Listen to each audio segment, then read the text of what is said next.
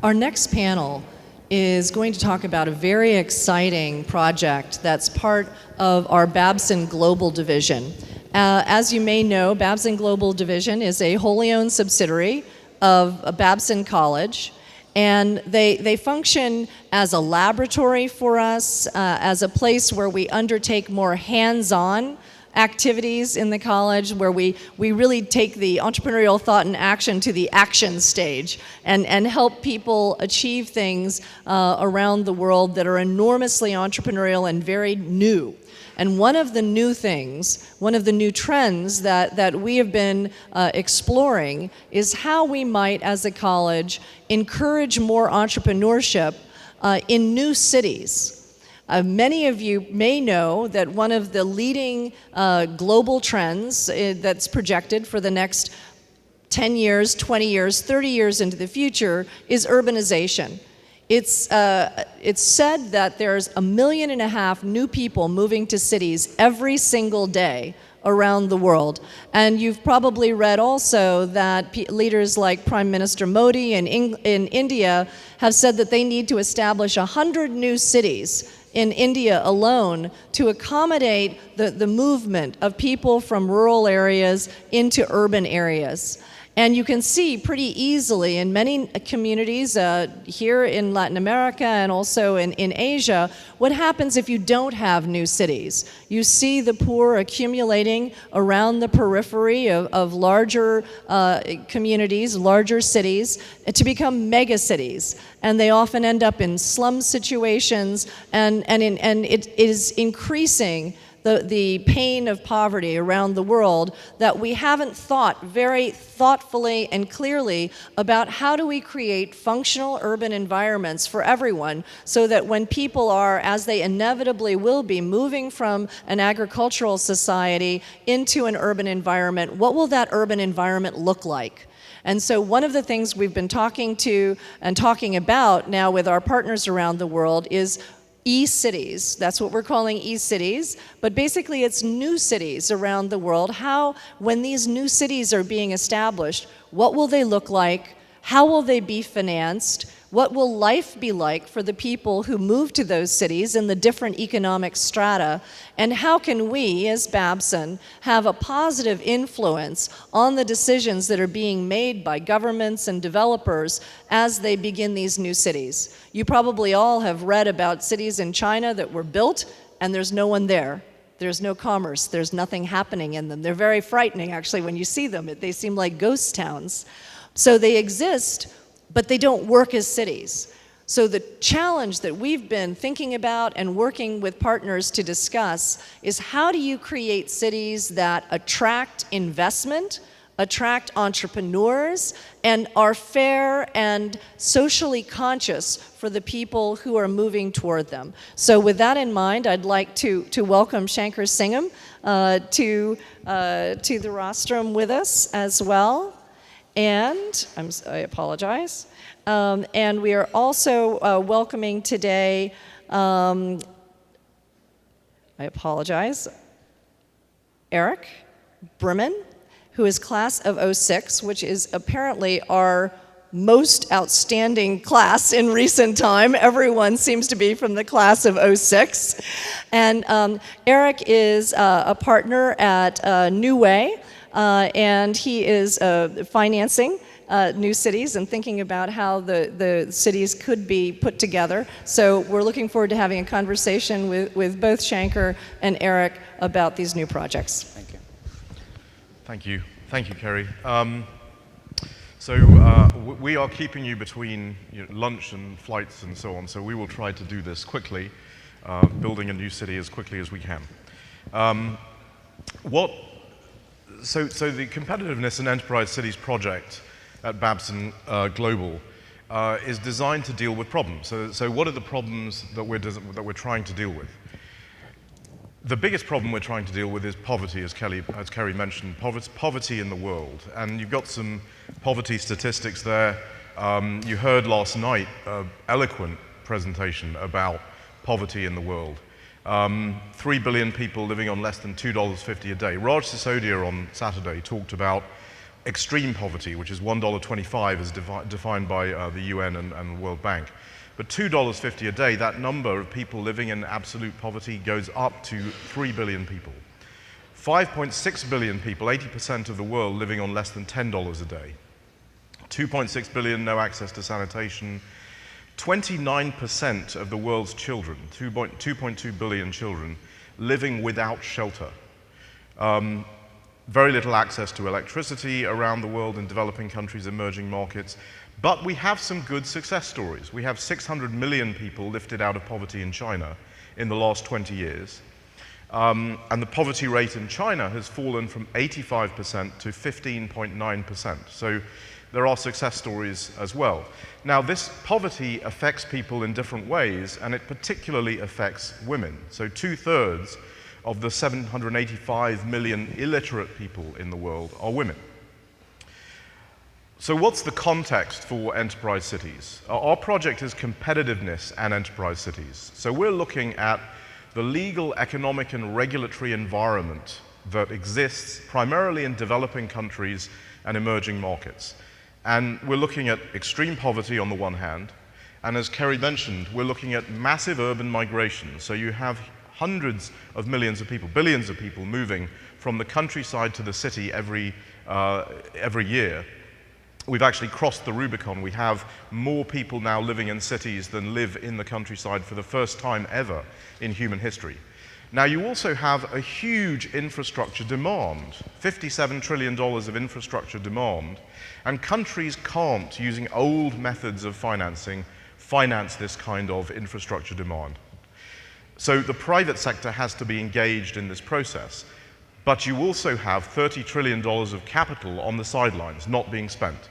My prior history was head of global market access at a couple of large global law firms. We represented clients like Intel and Microsoft and DHL and so on. Intel at one point had $100 billion cash on its balance sheet, unable to spend it anywhere, because the regulatory environments were not good in the world, because of a lack of investor trust, and so you have this problem of cash on the sidelines, huge infrastructure need. How can you marry these two together using this megatrend that is going on in the world of massive and increased urbanization? So 90% of global capital goes to 12 countries. And the World Bank has done a number of studies on this, despite the fact that better returns are available, far better returns are available in developing markets. So why is that happening? Well, we've done a lot of work on the area of the actual regulatory, legal, and economic environment in countries around the world. And we believe that it's a lack of a level playing field for competition. It's a lack of property rights protection. It's a lack of open trade that is creating economic distortions. My background, and I'll take you back to Raj Sisodia's presentation on Saturday morning, was very much starting with the privatization of the UK electricity industry in the late 80s, and then the privatizations in the former Soviet Union in the early 90s after the fall of the Berlin Wall, and then the opening in Latin America in September 92.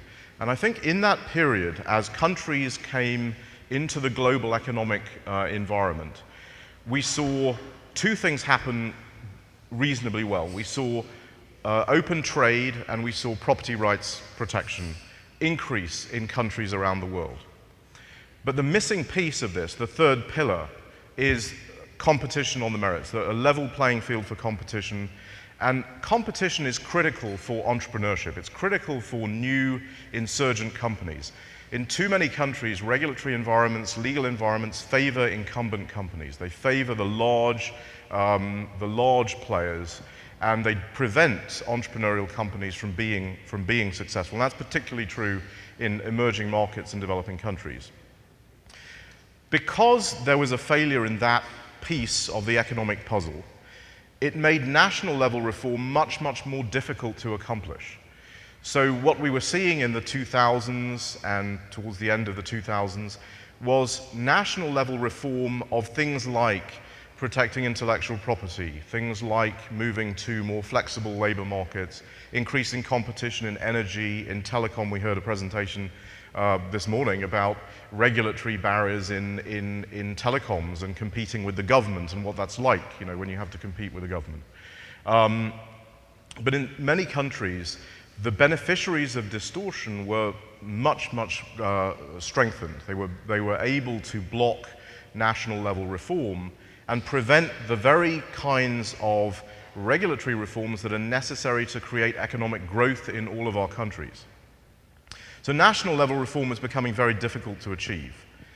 And so our thought in the Competitiveness and Enterprise Cities project was, can we take all of these megatrends and try to solve this huge problem of poverty, of a lack of infrastructure, and can we put this all together?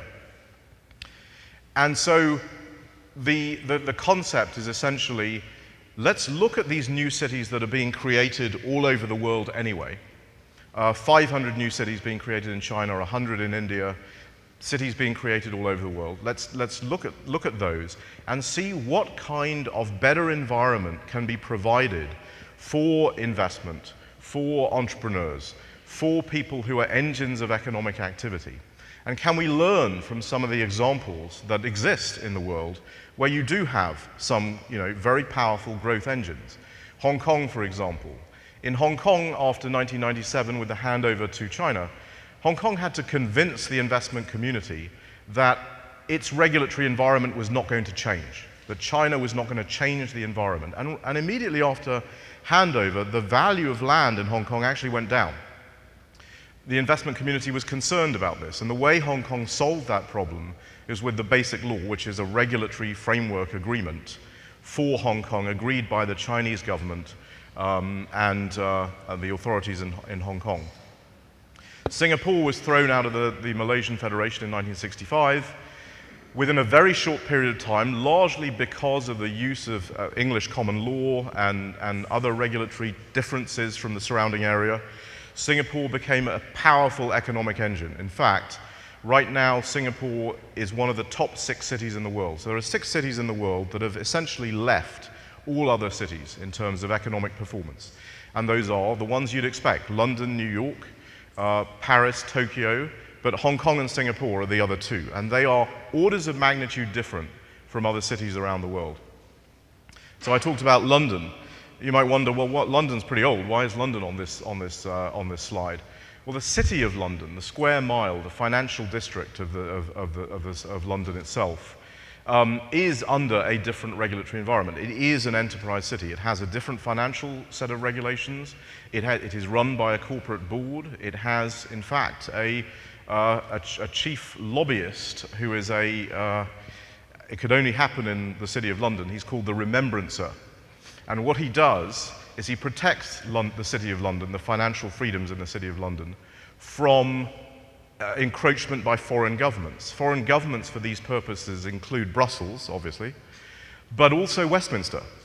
And the City of London had an appointed MP until 1944, not elected, an appointed MP, to protect the regulatory system in the City of London, which is obviously a huge economic generator for the world, but for the UK in particular. And then, of course, where you're going next year, Dubai, created very much out of nothing, designed as an air hub primarily, brought in trade finance, brought in financial services as a result of that, and was very, very effective.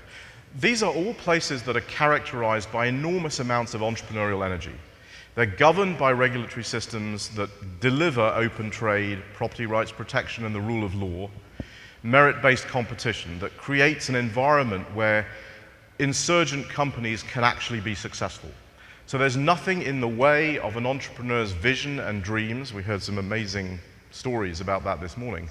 But there's nothing in the way of what you want to do except your own ideas, the capability of your own ideas, and the willingness to commit hard work and to commit labor to realize your vision and your dreams.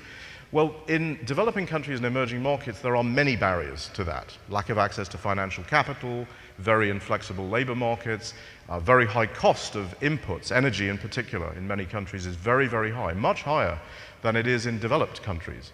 And so, can we develop the kinds of regulatory systems that lower developing country risk, at least in these zones? and create an environment that is inviting for capital, for investment, both foreign investment and domestic investment, and create an environment where entrepreneurs can flourish. So that's the sort of problem side. You know, these are the problems. So how do we actually do this? Well, we connect governments with developer groups and other stakeholders, international development agencies, others, who want to do this kind of work. And many of these cities are actually being built around the world right now. So, for example, you know, without us, Duqm in Oman is building a special economic zone that creates a different regulatory environment, recognizing that they're competing with Dubai and recognizing that they're competing with some other places in the region. They're creating a zone where many of the barriers and the impediments to growth in Oman are eliminated just in the zone. So the way we do this, and our special expertise, is really in the area of trade and competition, and what are the barriers, the economic barriers, the legal barriers to growth. So we identify the constraints to economic activity, and I've named a few of them, but there are obviously many. We advise the elimination of those constraints inside the zone. And again, it's much easier for governments to do that. The nationwide reform is the first best solution. That's what people want to do, but they find that very difficult to do. In a zone, you can actually do some of those reforms. You can create demonstration models where you actually show people the results of actually creating an economic environment that is conducive to growth, the Hong Kongs, the Singapores, the Dubais. And then we facilitate the creation of a regulatory system that actually delivers economic growth. So I was recently at the Global Competitiveness Forum in Riyadh, in Saudi Arabia, and we have a project with King Abdullah Economic City in Saudi Arabia. And the head of the zone in Saudi Arabia was asked, well, what's your investor proposition? What's your offering? Why would people come to this place? And he talked about subsidies, and he talked about the tax breaks, and he talked about the access in geographic terms. But that's not really good enough to create real economic activity. You have to show investors that there's a level playing field for competition, that property rights are protected, and you have an open trading environment. So in this context, we work with a number of people who you would expect us to work with. The World Bank Group, obviously, the IFC, is advising on a lot of this work. OPIC is the Overseas Private Investment Corporation in the US. OPIC does debt financing for developers who are building projects like this. OPIC is anxious to change that dynamic, that the global capital is all going to 12 countries. They want to see more institutional capital going to developing countries. And the key to doing that is lowering the levels of risk in those countries. The Millennium Challenge Corporation we're working with on our project in Morocco. The Millennium Challenge Corporation is giving a $500 million grant to Morocco, which will be signed in September or October of this year. And part of that grant will be used to create the initial stages of an enterprise city, to seed an enterprise city in Morocco, and I'll say something about it in a second. USAID, and then the European Commission and the US government. What's the timeline? How do you build this? And I want to talk a little bit about ETA and how we apply entrepreneurial thought and action to building this, because obviously this is a huge undertaking. We focus on the soft infrastructure piece. What are the conditions that will create economic activity? We don't build the whole city. We have other people who do that. But how do we break this down into manageable pieces, and how do we make it easy for people to engage with us? Well, first of all, people have to know, developers have to know that the government is actually willing to do something. So most countries in the world, many countries in the world, may not be willing to do something like this. So we're talking to about 12 or 13 countries around the world, and we've signed in Morocco and in Bosnia, we've signed letters of intent, memorandum of understanding, where the government says, we are willing to look at this idea. We are willing to commit to do a feasibility study with you, to take the initial steps that might end up in an enterprise city. That enables us to tell a developer, you've got countries that are serious about this. This is not a totally speculative project. We then apply our competitiveness diagnostic and what we call our eCity simulator, which is a economic productivity tool that tells you the economic gains that can be accomplished if you have this kind of regulatory environment in place. And that's what we work with the government on, to show them for certain things that they do, this is the economic activity that can be generated. And then we negotiate with the government a regulatory framework agreement that becomes the investor proposition for the project. And that's what you take to global capital. This is not a long process. It is deliberately not a long process because we want to be able to say to global capital that there is an investor proposition in a particular place. So the diagnostic is a 4 to 6 week process.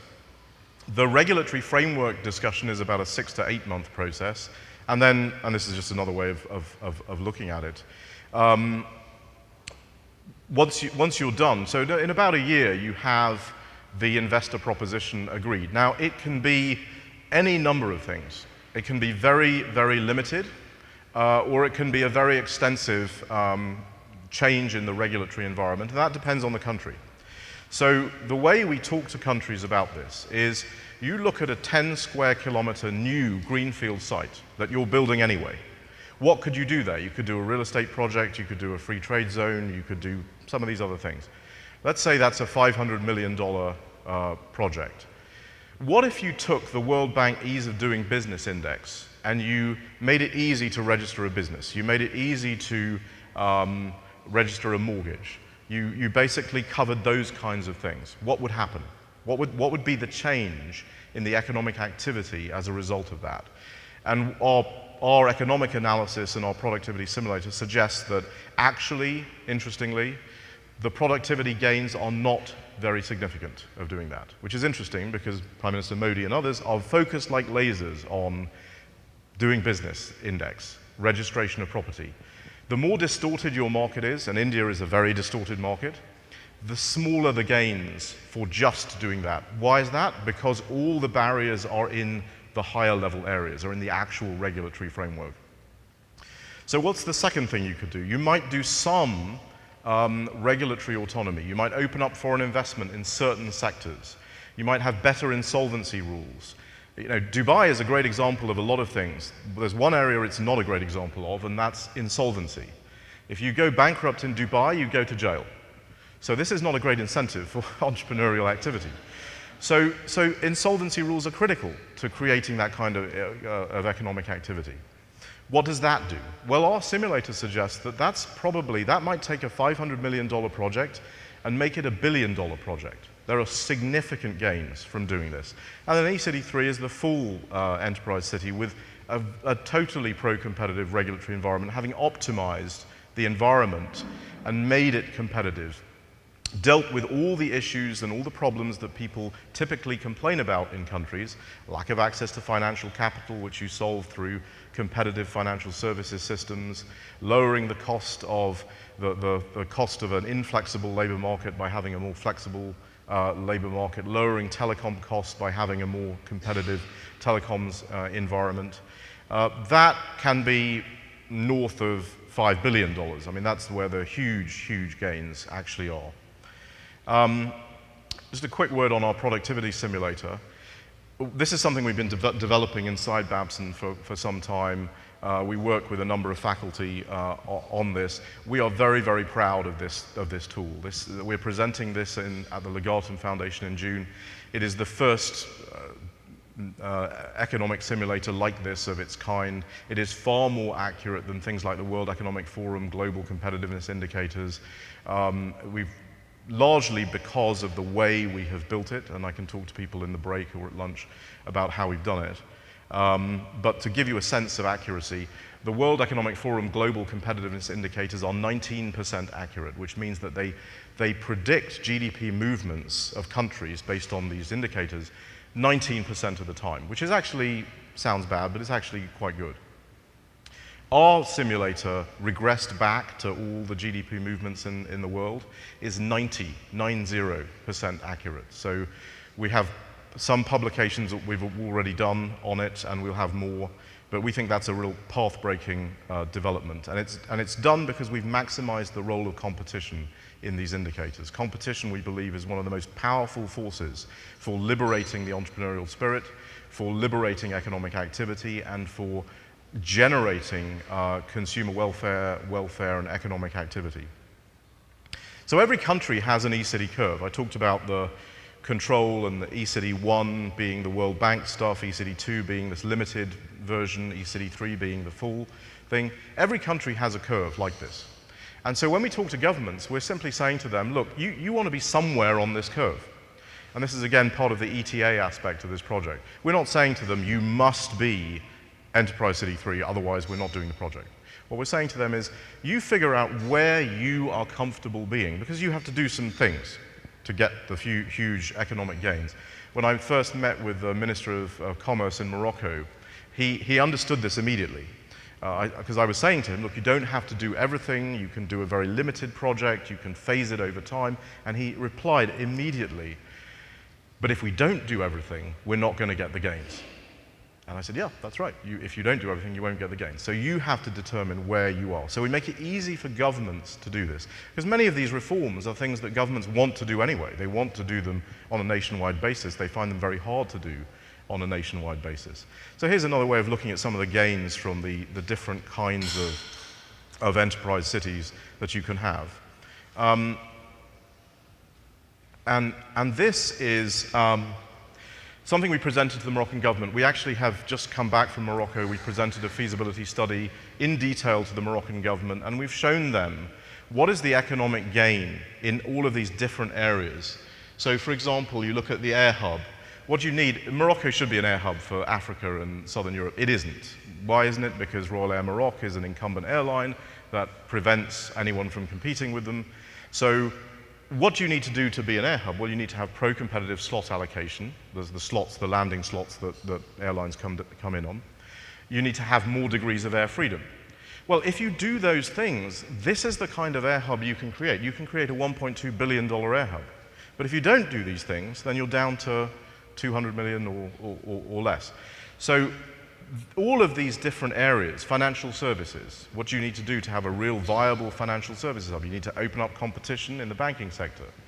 You need to open up competition in the insurance sector, which is very closed in many, many markets. Maritime hub. You know, many countries have very draconian foreign flag carrier rules, crew nationality rules, all of these things. Well, interestingly, in Morocco, in Tanger Med, they've already eliminated some of these things. They've eliminated the foreign flag carrier rule, they've eliminated the crew requirement, but they have certain other things that are still holding up growth in Tanger Med that we can actually help them with. Energy production is a huge, huge area in developing markets where the cost of energy is staggeringly high. It's staggeringly high because you have uncompetitive regulatory environments in energy, often run by government state-owned companies that have no incentives to actually produce better services and lower the cost. So, for example, in a project we're doing in the Dominican Republic, the cost of energy is 5 times what it is in Mexico. Not what it is in the US, 5 times what it is in Mexico. So it's very difficult. The energy cost is part of everything. Everything you sell, everything you make, energy cost is part of it. So if your energy cost is very high, you're going to be uncompetitive around the world. So we have a number of products that we talk to governments about. We've broken those down. So we can actually talk to governments or developers just to do the feasibility study, just to do the competitiveness indicator. We can talk to city developers, mayors, industrial zones. One of the problems industrial zones have is that they are very limited in their ability to generate real activity because they're all driven on tax breaks, so we can improve that. What do the governments get as a result of this? Well, obviously, they get an economic engine in the country, which is the most significant thing, but we also have a revenue share with government, and interestingly, based on the panel that just preceded us, we have a revenue share that goes into a trust for healthcare and education, because healthcare and education are the primary barriers in generating economic activity. And so in Morocco, where we've just done the study, an Enterprise City 3, the fully realized project, gives you a 3.14% GDP injection into the Moroccan economy, creates 100,000 jobs and lifts 600,000 people out of poverty. So here are some of the companies we're working with in our development council. These are companies that are engaged already in the building of new cities, smart cities, enterprise cities. We have an academic council. Many Babson professors are on our academic council and work with us, and people from outside Babson, because obviously this is a real huge project that we want to engage the Academy in everywhere. So I'll stop there. I know we are time sensitive, so. Well, thank you so much, Shanker. This is a complicated project, so I think it's great to hear from you originally. Yeah.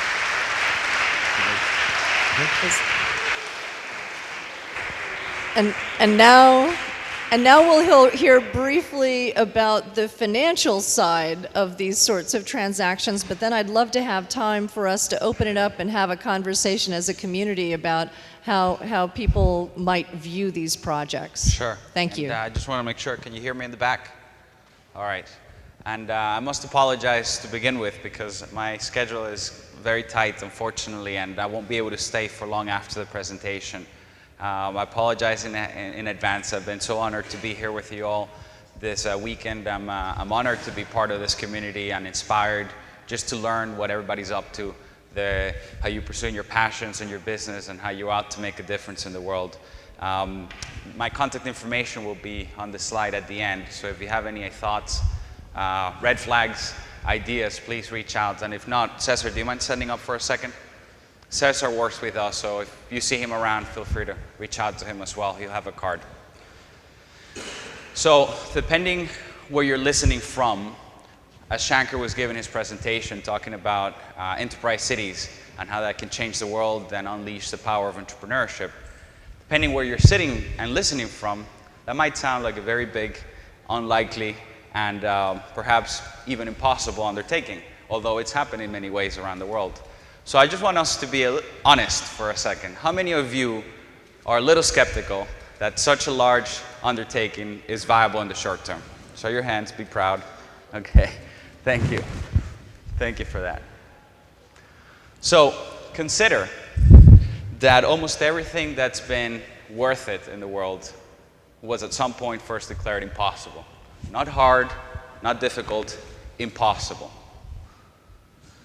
And consider that ultimately the job of the entrepreneur is to convert what the world considers as impossible, not viable, into actually being possible.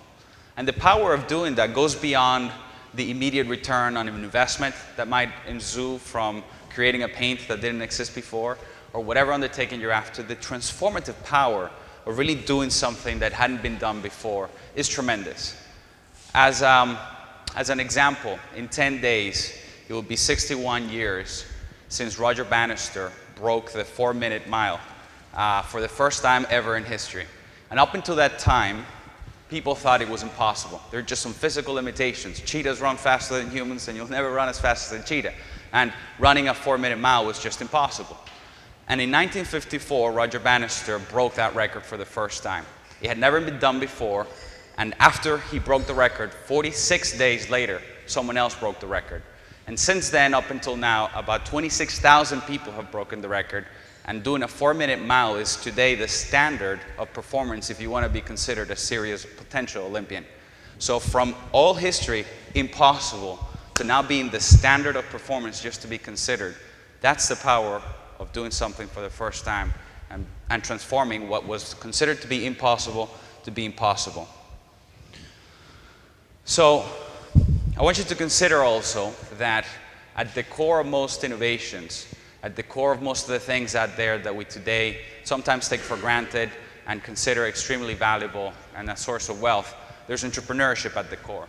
There's risk and reward, there is the gathering of resources and making it work somehow, and there is always an individual and a team behind that making it happen. Consider that entrepreneurship, the action of being an entrepreneur, is a very human thing to do. To pursue your dreams, to really trade with each other, be in society. At the core, being an entrepreneur is something that's very human. But it is something that happens at scale within a certain context. And we know this. I'm from Venezuela, and the context there is certainly not conducive to entrepreneurship at scale. And there are many countries around the world that have gone through cycles, and I don't need to go into details, but the context is absolutely impactful. And consider what can happen when, as Shanker was talking, the context for entrepreneurship to flourish is not a side conversation. It's not something that hopefully we improve marginally upon. But when the context becomes the focus, when change in that context becomes the new standard of performance, if you're going to build a new city in the world, what would that do to our world? What would it do when you unleash the power of human potential through entrepreneurship, not as a side thing, but as the focus, and let everything else happen?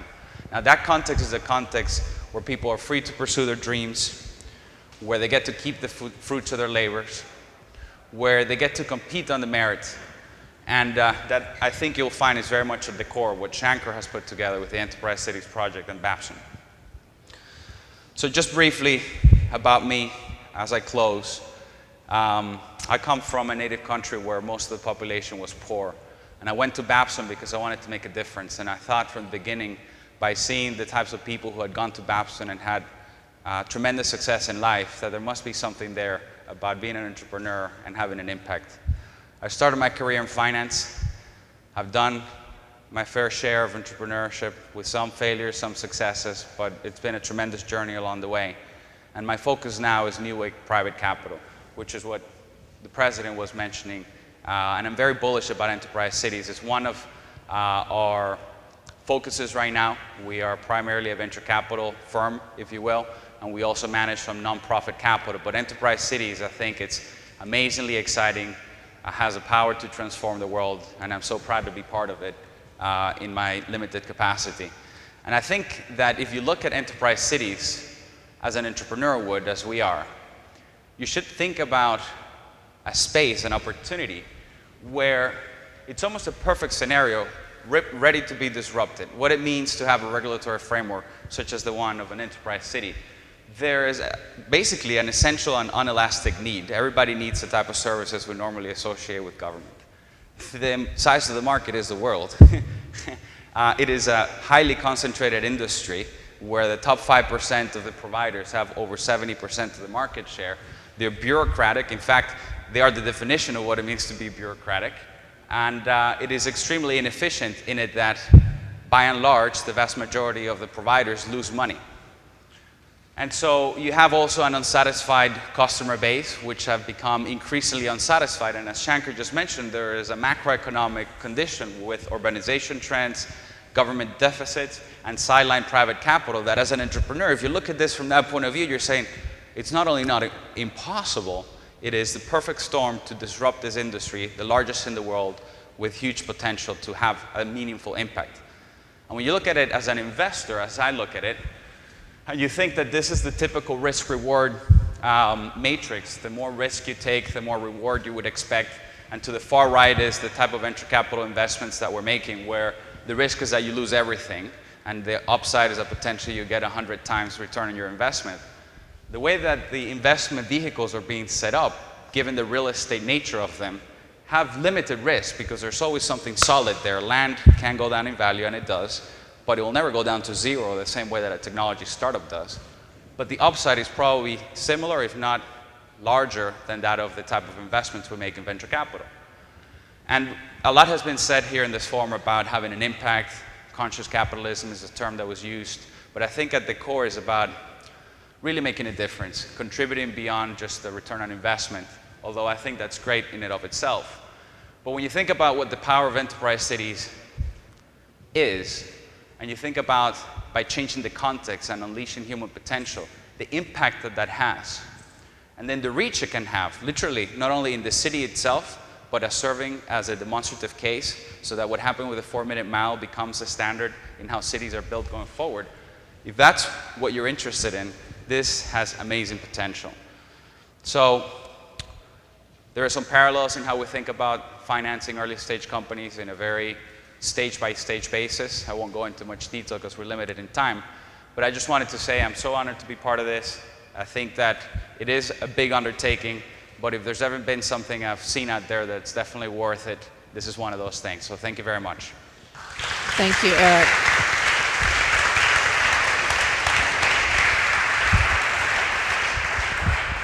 So thank you, Shanker and Eric. I think you have packed in more information in a short period of time than I have ever seen actually presented. So now let's try to unpack it a little bit and answer some of the questions that must be brewing out in the audience. Let's ask you, do you have questions for them about this project, about why they're enthusiastic about it? Do you challenge their assumptions? What are you thinking out there? I saw some skeptics earlier.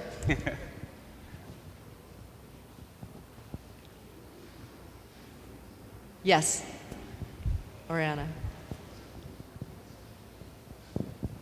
It is fantastic. It is like cutting edge and it's exciting. However, my question if you see a project such as the one we saw yesterday for building entrepreneurial ecosystems and you see your project, what are the synergies that you see and in which points is completely different? Okay. If I could jump in and to start, and then I'll send it actually off to the panelists. When I saw the entrepreneurial ecosystem project and Shanker's project, I almost saw them as flip sides of the same coin. I saw that with the entrepreneurial ecosystem project like we did in Manizales, that we were taking an existing system and trying to retrofit it and trying to adjust the attitude of government toward how they should be treating entrepreneurs, including regulation. But that was a part of trying to adjust an existing system. Here, we're looking at entirely greenfield sites, and it's almost like imagining what would be perfect and trying to reach that perfection. But Shanker, how do you think about these things? That's a great question. I think, so I'll answer it in sort of 2 or 3 different ways. One is that in the Entrepreneurship Ecosystem project, so Dan is building on an existing regulatory framework. So one of his projects. Have a phone nearby? Is there a phone nearby? Let's do that. A lot of the projects that Dan works on are in places like Denmark and Milwaukee and so on. So you have an existing regulatory infrastructure, and he and I have talked about the Colombia project, maybe the sort of middle one, the overlapping project. Our work is focused on those places where the regulatory barriers, the legal, economic governance barriers are most extreme, which is where you see, which is primarily emerging markets, developing countries. So our projects are in places like the Dominican Republic. To Mexico is, so again, one of those sort of in the middle. Morocco, we have a project in Saudi Arabia, in Oman, Bosnia, these kinds of places where there's massive barriers, where you can't build on anything. But if we're successful, and if you actually do change the regulatory environment, then Dan's work becomes really valuable at that point, because then you can take it and put it on top of that better environment. And then, because people don't become entrepreneurial overnight. You change the regulatory environment and you make it easy for people to access capital.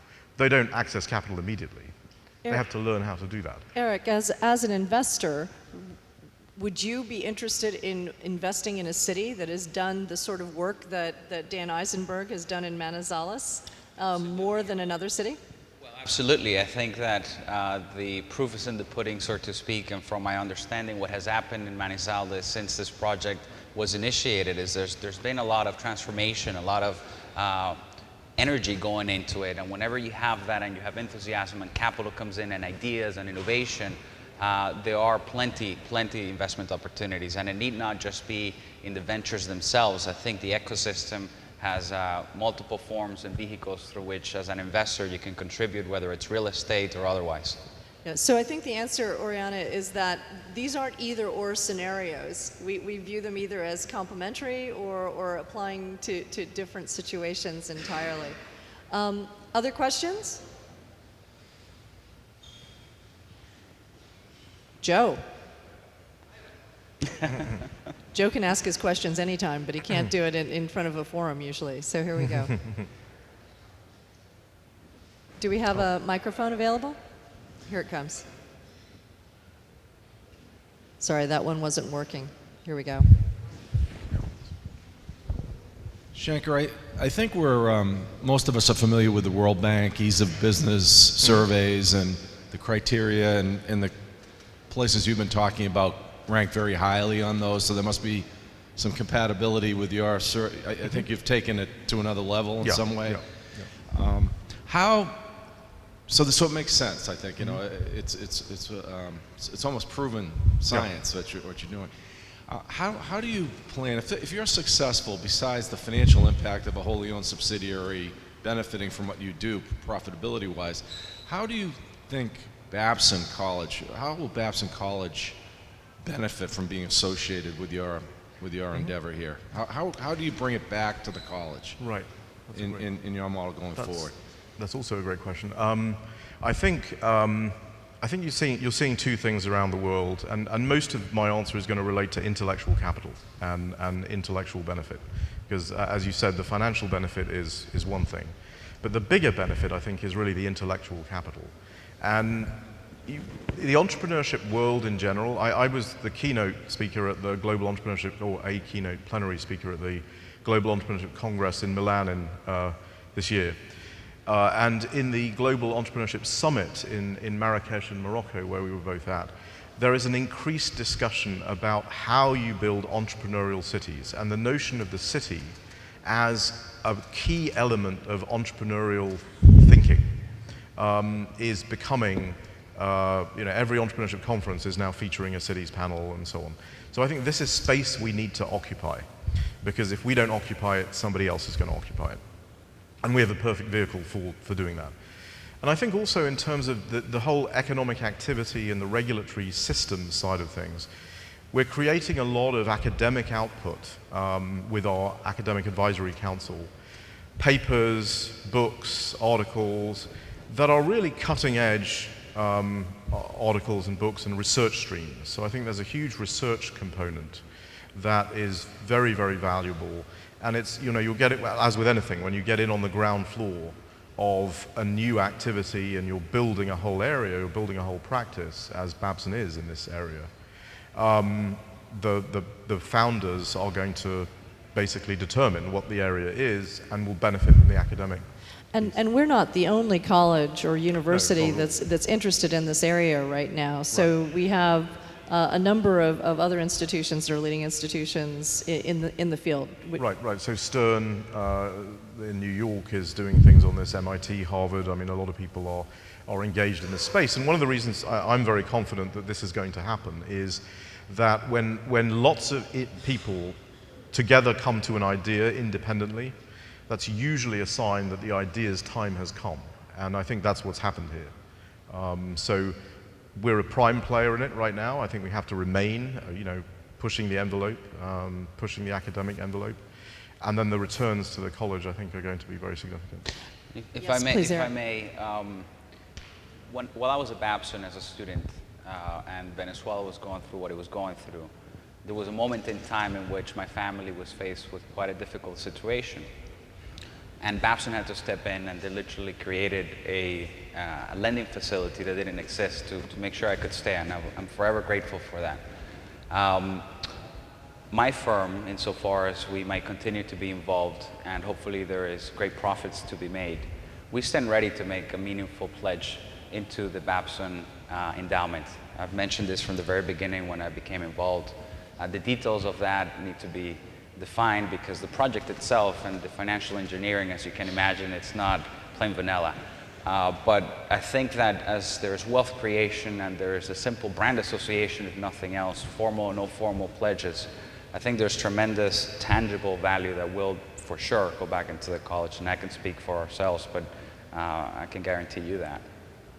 And Shanker, sometimes you talk about these projects as living laboratories. To Joe's question about what's the value to the college, how would you see our college actually interacting with some of these projects that you and Eric might be involved with? Yeah, I mean, I think they are living laboratories, and the opportunities for students to study them, for students to be engaged with them, is tremendous. And in fact, one of the things I've been most pleased about since I came here was the level of student engagement on these projects. Generally, when we talk to groups of international students, and Kerry and I have spent a lot of time talking to groups of international students, the reaction is, wow, this is amazing, how can I get involved with this? And the reaction is usually, how can I bring this to my country? And with the Babson, and this is unique to Babson, the type of student body that we have is actually able to make good on that statement. Now, that's not the case in a lot of places. But I mean, Martin is a wonderful example in Colombia of somebody who did exactly that. He said, how can I bring this to my country? Let me get involved. And then is actually fully engaged with us on doing that. So I think student engagement is a huge part of this. So we have a question down front. Can you hear me? Okay, now it's working. So it seems like networking is the word, or is the magic word to spread your program. How easy, how far have you gone within the world to different countries? Do you have examples? What countries are you working with right now? What presidents are you talking to? And I hope you can go all over the place, but how difficult has it been to go up to certain countries and try to spread the word with your program, about your program, Right. market your program? Right. So I joined Babson, let's see, in September of 2013. So a bit over a year. When we came, we had the tentative beginnings of one project in the Dominican Republic, and we signed that, shortly after I arrived. We now have about 13 negotiations with 13 different countries.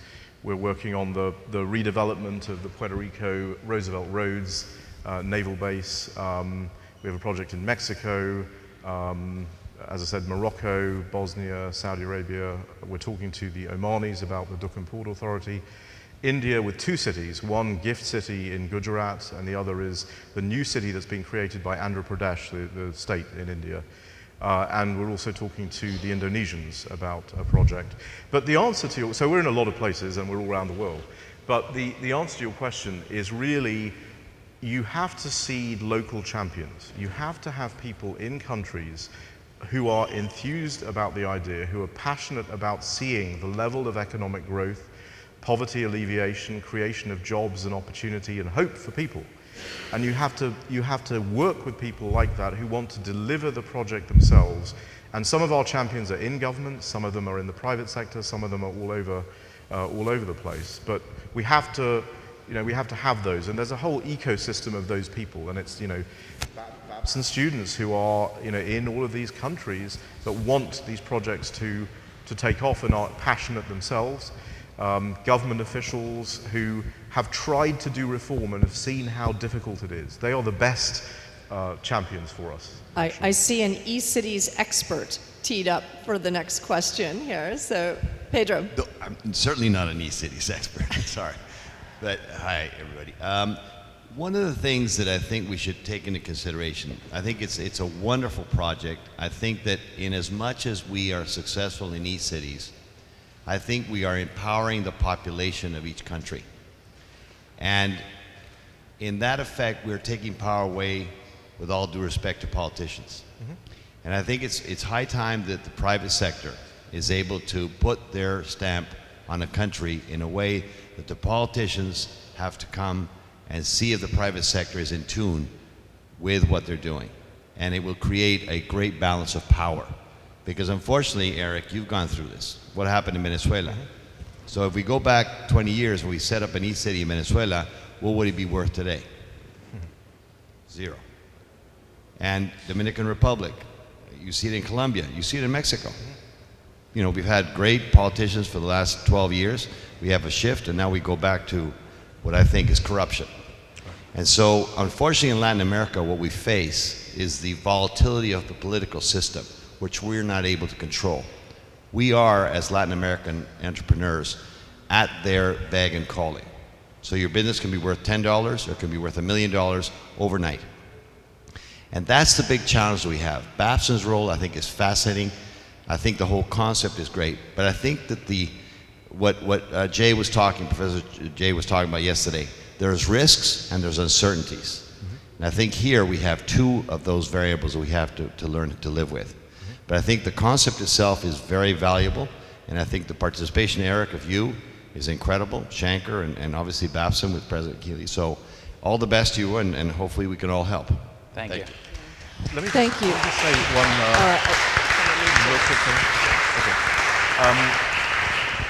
So that sort of creates another question, which is, the nature of the investor proposition. You have to be able, and this is a conversation we have with governments, I just had it with the Moroccans.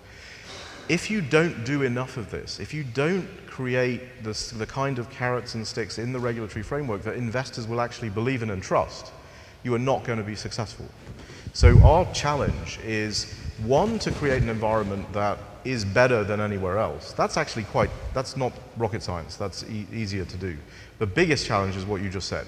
The $65 million question is, can you convince investors, like Hong Kong did with their regulatory framework, that it won't be changed by a future government? That's the whole game right there.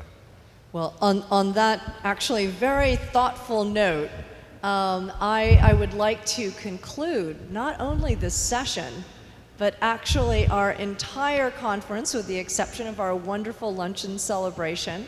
And I was very interested in what you said, Pedro, because my own personal journey to Babson was from government, from being a politician, to coming to Babson, the very source for entrepreneurship. And my motivation in doing that was that when I was in government, I saw that government could not fix the problems, that we were not the answer. We were necessary, but we couldn't actually make the changes necessary to lift people out of poverty, to answer their social needs, and to create jobs.